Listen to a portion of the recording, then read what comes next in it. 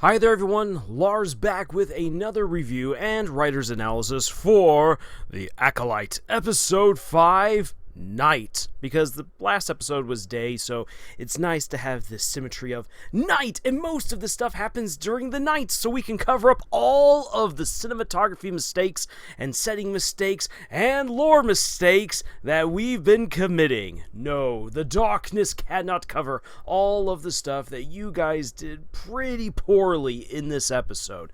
Now, to be fair, before I launch into my introduction, this was probably the most enjoyable episode thus far. And that's actually not saying a whole lot because I still tuned out for almost half of the episode and had to go back because I just was not connecting. And when a guy like me who loves action, who loves battle, is not interested, you know you've done something wrong. Hi there everyone, Lars here from Camille's Harem, not just a podcast for novice writers by novice writers, but also a YouTube channel by novice writers for novice writers, because writing is an adventure, it's more fun with friends. Now, I am not going to devolve into a blow-by-blow of everything that was done wrong. There are plenty of sword fiends and Star Wars fiends and fans out there who have analyzed every single little frame of this. You can go and you can have a look at that. I want to specifically look at this episode from a writer's perspective. And if you know me here on YouTube, you know that I love big set battles. I also love good personal battles. I like fights. I love doing fight analyses and everything. And one of the things that you've got to know about a good battle is this, is that it's been well set up. You understand the characters, you understand why this fight is going to happen. There's then the execution of the fight itself, and then the consequences. Interestingly enough, this episode, which is largely one massive battle, does deliver on all of that. The problem is that the build-up to this episode is so lackluster in terms of the characters that while it makes sense why you have so many Jedi here and why you have Skylo Ren and this big fight is about to happen, there's going to be the switcheroo of Mai and Osha at the very end, it doesn't feel like it lands really well at all because I don't care about most of these characters. Jedi Master Soul seems like a pretty cool guy, but otherwise, yeah, everything is kind of dumb. And this episode actually makes him seem incredibly pathetic because he should have protected his Padawan. He should have killed Skylo Ren. He had the opportunity to do so. He should also know that that's not Osha, but that's Mai. Never mind mind-reading powers, which he conveniently forgets to use. But look at her face. Smell her hair. Anything. Also the way that she walks. Because Osha is just a bumbling mess who needs the plot to save her, and then you have Mai trying to walk around like a seductress. Obviously, that is Osha. It's not Osha, that's Mai. God! So, Jedi Master Soul, you really failed this episode. You went from being a coolish character to just another lame character because the plot needs you to be. And that's what's so dumb in this episode. People die, and people die the way that they die, and people survive when they do, and how they do, simply because the plot demands it to be so. And that's a really big problem because, yes, you as the writer want certain characters to survive. And maybe you place them up against a villain that they are not going to be able to beat in that particular scenario.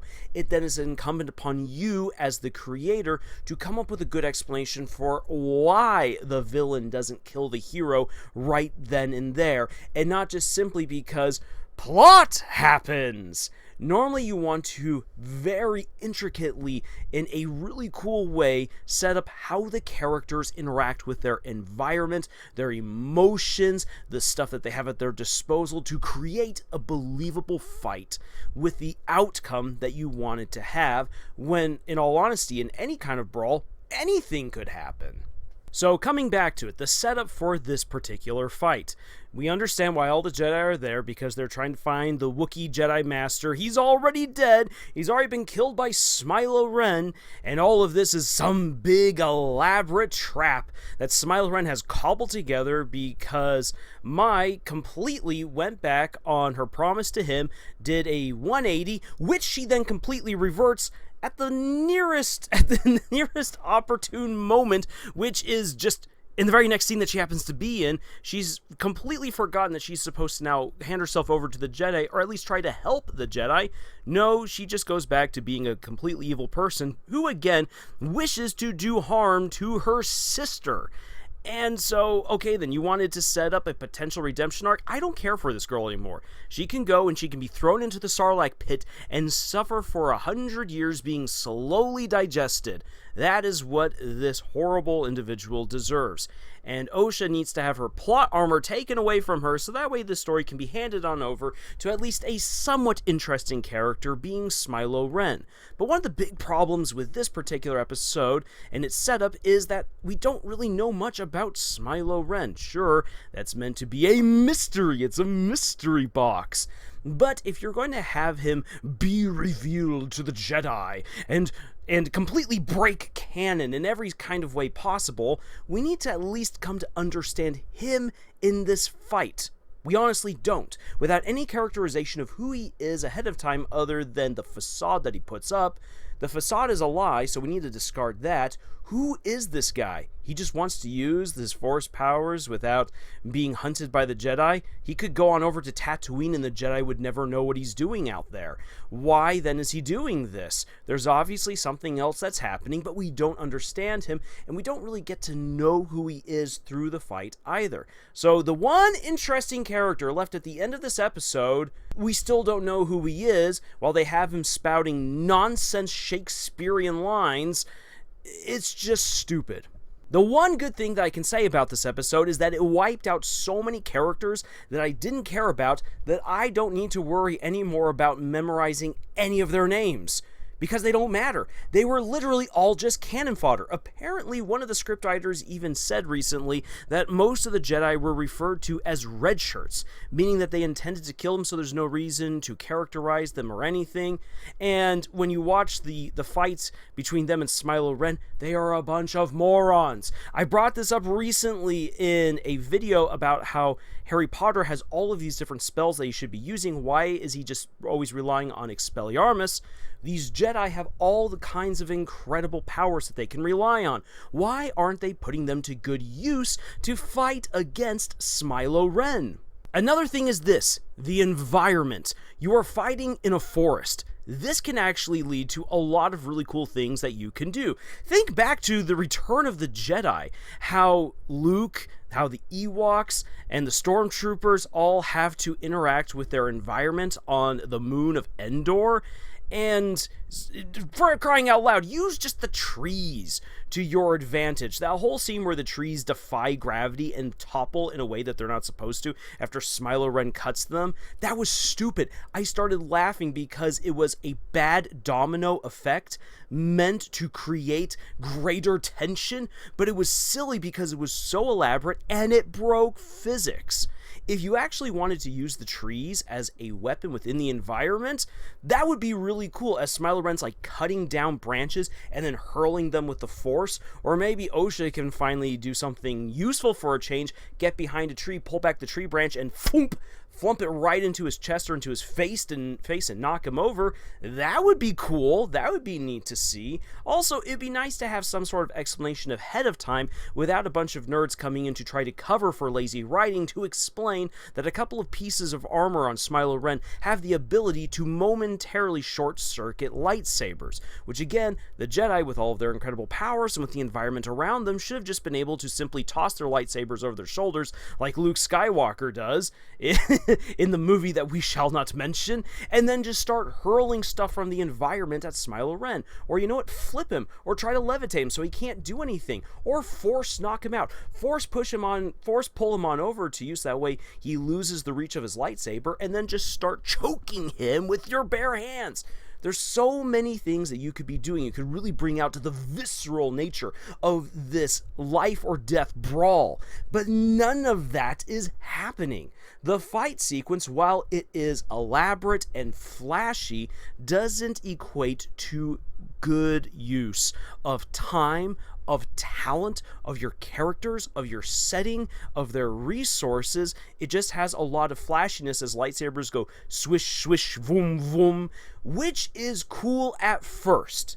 At first glance, it looks really cool. Upon second watch, it looks awful because all of these problems begin to come out. It's kind of like watching the movie that shall not be mentioned in the throne room scene where Rey and Kylo Ren are fighting against the Red Guard, whatever their buckets are, and it looks cool at first. It actually is a really cool looking fight with how everything's on fire and people are dying and there's cool weapons being used.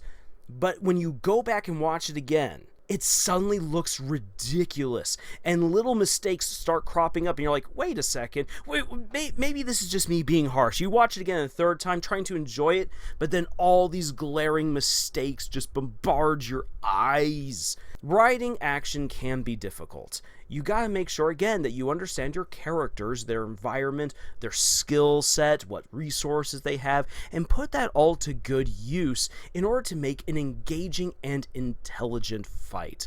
And this is one of the reasons why it's so hard to actually say this is the formula for writing a good battle or a good brawl or a good duel, because all of those elements will change depending on your story. And that's one of the things that just makes writing action scenes so dynamic and so much fun. But while watching this, I didn't feel like there was any kind of fun in this whatsoever. And another thing that really just absolutely degraded it was all of the jump cuts to other scenes. Why would you not let us just rest on one cool action sequence and then hop on over to Osha and her friend running away or something else happening, give us a little bit of a breather, and then jump back to the great action? No, after about every 45 seconds to a minute, we then jump to another place somewhere in this forest to then do other action stuff, only to jump away again another 45 seconds or a minute later, sometimes even in the middle of a critical moment, thereby taking any wind out of the sails and making the whole scene fall flat. So upon second rewatch of this fight scene, or of this entire episode, what you're actually looking at is you're looking at horrible execution, conveniently stupid moves, conveniently epic moves that were not set up, that honestly don't make any sense for these characters, such as being able to headbutt or shoulder your way through someone's very thick helmet, which you can see has at least 2 inches worth of metal. Yeah, that doesn't make any sense whatsoever, unless you had explained that these aliens have the ability to basically be a Pachycephalosaurus and can bash and crash their way through anything with their heads, which would be really cool. But without that setup or the explanation, it doesn't make any sense. And so, while the plot set up this battle, we as the audience were not prepared to fully understand or appreciate this fight other than cool lightsabers, swing, swing, swish. And because of that, things just start falling flat really, really quickly. And again, because most of us don't care about these characters at all because they've been horribly characterized, and on top of that, they continue to contradict themselves, where Mai's like, I wanted to turn myself over. No, now I want to destroy everyone. And Osha's like, I will kill my sister. No, I can't kill my sister. No, we shouldn't have any death. No. What is going on here with any of this? Can anyone at least hold to a line of what they said they would do for a couple of minutes? For crying out loud, is it that hard to ask for? At this point, I don't even know what these writers were doing. This goes beyond first draft mistakes. This is almost intentionally awful. It makes me wonder, are these the people that wrote My Bad Boy Link or the Harry Potter fanfic My Immortal? Is there actually some genius to this stupidity? I don't really think so, because none of this is enjoyable, even in a bad way. And when it then comes to the end with Smilo Ren being carted off by the bugs when really he should have been killed, which obviously gives him a chance to come back later on, and Mai knocking out Osha within this weird dream sequence that makes no sense. It was not set up, it's not explained, it will never be properly explained, let me tell you. Ooh, it's some thread force magic whammy dreamy stuff. Screw it all, this was just simply dumb and awful, with them trying to get cool scenic shots that they did not deserve and that cost way too much money for them to justify within the series. And then by ending it all with a Parent Trap swap, with Mai now hanging out with Jedi Master Soul, and the little gerbil guy realizing, oh my, she's actually the bad one. You know what, you might want to at least squeak that to the Jedi, you little furball. At least squeak it really loud, instead of, no, the plot demands that I will retain this information probably until the end of episode 6. And then for Smiler Ren, why on earth is he saving Osha? Oh yeah, because the plot demands it. Because this girl should have died multiple times back in episode 1, except that the plot continues to save her. This episode is utter garbage, whereas the last episode is everything that you don't want to do with any sort of travel writing, any sort of journey writing. Whatever episode 4 did, you do not want to replicate.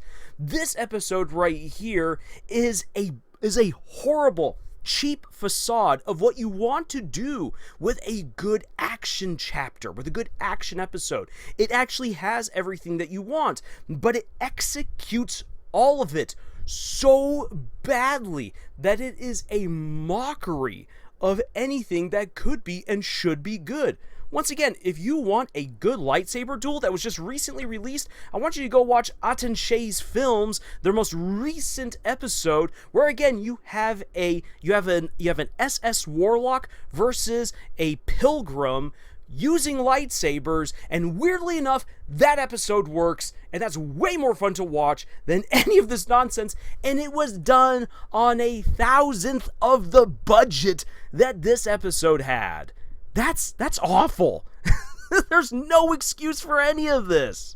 So before I give myself an aneurysm, let me just sign off here. This is just bad. If you want good examples of crazy battles in space, and actually see what I mean about utilizing your environment, utilizing all of your resources at hand, a good bare knuckles brawl that you're like, I actually think that the main character might get some really big damage here in this moment, I want you to go and read my book, The Monarch Mercenaries. The Monarch Mercenaries will absolutely put everything in the Acolyte to shame, and I think you're actually going to get some serious enjoyment out of that.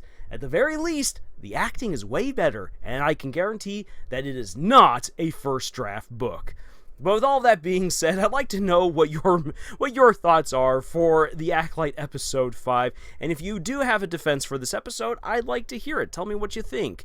And if you'd like to support us further here, then please subscribe. We're getting close to 10,000 subscribers. That'd be a huge milestone, and we would have some great things that we'll do when we hit that mile marker. So please help us to get there to 10,000 subscribers, and thank you so much for joining us on this incredible, sometimes frustrating adventure that we call writing. And until the next video, y'all, tschüss.